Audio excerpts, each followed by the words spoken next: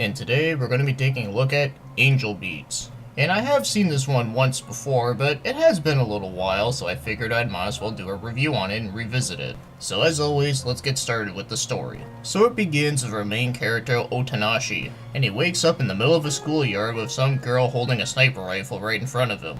And her name is Yuri, and she is the leader of the Afterlife Battlefront. So our main character, Otanashi, happens to have amnesia, of course. So Yuri explains to him a shitload of things, which I will say right now. So the world that they're living in is purgatory, and all the characters that are living in here have died.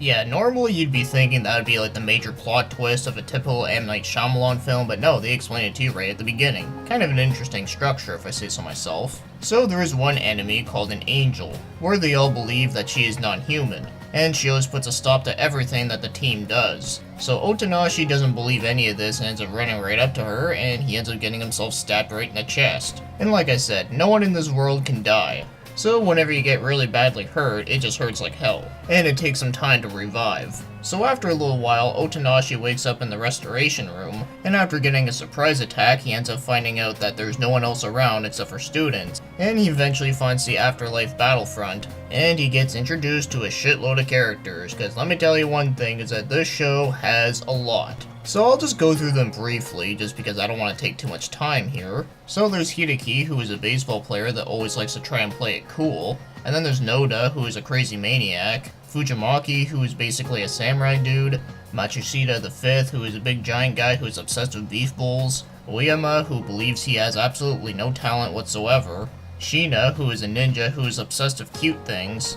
Takamatsu, who is a glasses guy that you think is really smart, but he really isn't. And then there's Iosawa, who is the lead singer of a rock band. And finally, there's TK, which is not actually his name, but that's the one that they end up giving him. Also, he just blurs out a bunch of random gibberish. So those are the usual characters that you see within the Afterlife Battlefront, but if you could believe it, there's actually even more, but I won't get into that. So the whole point of this brigade is to fight against God for negative experiences. Because since all the people in this purgatory have died before, they all did not fulfill something in their previous life, so that's why they are sent to this world. But as the mix of having human characters, there's also NPC characters. And yes, exactly what it is, NPC is in non-playable characters. And the Afterlife Brigade is responsible for getting supplies.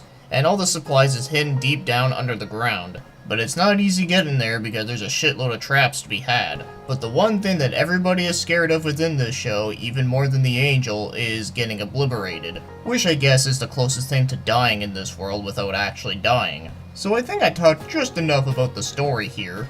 Of course, there's plenty of other things I could have talked about here, but I don't want to get too much into spoiler territory. And I also don't want to be here for like over 30 minutes. So that'll be all that I'll say about the story here. So now let's move on to the other things, like the animation. And I think the animation here is pretty nice looking. I think the overall art style is nice, and for an anime that mostly takes place in a school setting, I do think the character designs are pretty good. Although I do kinda wish that the male jackets were more than just plain ugly brown, but whatever. But at least their faces and hair and every other accessory is at least good enough for me. And I also really like a lot of the set pieces that they have here, because not only is the school like ginormous, but even the underground areas are pretty cool looking. Especially that steampunk looking town at the very bottom, I think that's the best part. I can't make any real big complaints about the overall animation, but I do think it is a pretty nice looking one for the most part. So I'll just leave it as that it's a pretty good looking one. So now, as for the show's music, I think the music in this one is pretty fucking awesome. So a lot of the background music fits the tone perfectly, and a lot of them are very nice and relaxing, which is always great. But as for the best part about the music, in my opinion, is the actual songs that the band plays. So the band within the show is called Girls Dead Monster. Not only do all the songs that they make are really catchy, but I just really like it a hell of a lot. It has like some really awesome sounding guitars and whatnot. I remember when I first watched this show and I first heard the song Crow's Song, I freaking loved it. But one thing I do want to mention that is kinda weird about the music within this one is that all the songs that are being sung, if you're watching this in English, are still being sung in Japanese. So normally if you're watching a show in English like this and there's a lot of singing in it, usually they'll just take whoever the voice actor is and just, make them sing. Like they did that of Haruhi Suzumiya where they got Wendy Lee to sing the song and it turned out really good. My guess for them doing this is because the voice actors that they hired for this one just couldn't sing well enough, so they just had to keep it the same, which in a way is a little bit disappointing, but in another way I guess it is kind of relief since, they didn't try to butcher a good song. But it's a very minor complaint, but otherwise the music in this one, I freaking love it. And now, as for the show's voice acting, this is actually my first time ever watching it in English. The first time I've ever seen this show, it was only in Japanese, which is totally fine. Because in case you don't know, usually what I like to do with these reviews is that I like to do it on the English version because it just gives me more to talk about. So the voice acting here is surprisingly pretty good for the most part. So the main character, Otanashi, is being played by Blake Shepard, and I think he did a really good job in this role. And Yuri is being played by Brittany Kabowski. Now, she is a really good voice actor, but here, at first I wasn't really sure how to feel about it, but eventually it did start to grow on me, and it started to be pretty good. I wouldn't say it's the best one, but I did think it did work pretty well. And then Angel is being played by Emily Neves, and she also did a really good job, considering she is, the very quiet type. Now, unfortunately, I'm not going to go too much into detail about the rest of the cast, but I will say that there is some pretty good ones here. But there's only two roles in specifically that are not as good. So the first one I want to mention is Yui, who is being played by Hilary Haig. For the most part, she did suit the role pretty well, but then there are other times where it felt a little bit inconsistent. It's not downright awful, but it's just one of the weaker roles within this one. Also, the voice can just get kind of annoying. And as for the last one that I want to touch upon here is Ayato, who is being played by Greg Aris. For anyone that has been watching my anime feature for a while, you probably know that I tend to not like most of his stuff. Whenever he's serious in this role, he actually does sound pretty competent, but then there are some lines that he says that are just not only inconsistent, but just really don't suit his role at all. So it's just kind of weird where there's some things that he says that sound right, and there are some things that he says that just doesn't sound that good. But I'll give him some credit that at least he tried. But I still think that the best role that he's ever done was Saki Kabara within the show Another. Honestly, I think he needs to do more roles like that. But anyways, overall, I do think that the voice acting here is pretty good. But as good as it is, I still think that watching this one with the subtitles just suits it better, but that's just my opinion. So now, as for the overall score, I think I'm gonna give this one an 8 out of 10. So when I first watched this one, I considered it to be a pretty big favorite of mine, but now that I revisited, I still think it's great, and I also still do consider it to be a favorite, but not a big favorite of mine. And come to think of it, this review is starting to sound a lot like the review I did for Trigun.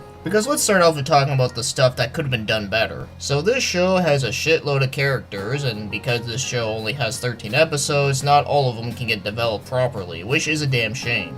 At least for the main characters, or the ones that stick around long enough, they get some really good development, but as for a lot of the other ones, it just seems like that they're there just for amusement, which is a bit disappointing because a lot of them seem like they would have some really good potential, but at least they can be fun and quirky, unlike being bland and boring. But I guess that makes up for it a little bit, but it still doesn't change the fact that it just could have been done a lot better. And with that said, I think this is one show that really would have needed 26 episodes, not 13. But as for the good things, the main characters are all done really well. I really like the premise and the ideas that go behind this one, and this show has a really good mixture between funny and serious. This show can be pretty damn funny, but it never goes over the top and campy. I think it's just right. And as for the parts that are serious, not only are they done really well, a lot of them can make you think and can be really touching, especially the ending, which I won't get into, but I will say the ending to this show was really great. So it's kind of funny how this one also kind of being like my Trigun review in certain ways. But regardless, I still had a hell lot of fun with both shows, but one thing I do want to address before I end it here is that while I do think this one is great, I do think it is a little bit on the overrated side. Because this is one of those shows where at the time when it came out, it won a lot of awards, a lot of people were hyping the shit out of it, and people were saying it was one of the greatest animes ever. And then there's the other group where people will say that this show is one of the worst shows ever because they think it's overhyped. Now, whether if you think the show is the worst or one of the best, I mean, hey, that's totally fine. I respectfully disagree with that. But I personally think that whenever a show is considered as overrated, overhyped, that doesn't mean that the show is bad. And I always try my best to avoid those certain scenarios. because I went into this one not knowing a whole lot about it, and like I said earlier, I really enjoyed it a hell lot, and I still do. So that's why I think giving this one an 8 out of 10 is very fair, since the show still needs a little bit of improvements, but I still had a whole lot of fun with it, and the show was never boring whatsoever. So with that said, if you haven't seen this one, I would recommend it, but just do your best not to buy into the hype. But I suppose that can be said about any show that gets awards or gets a lot of hype around it, but either way, I personally really liked it a hell lot.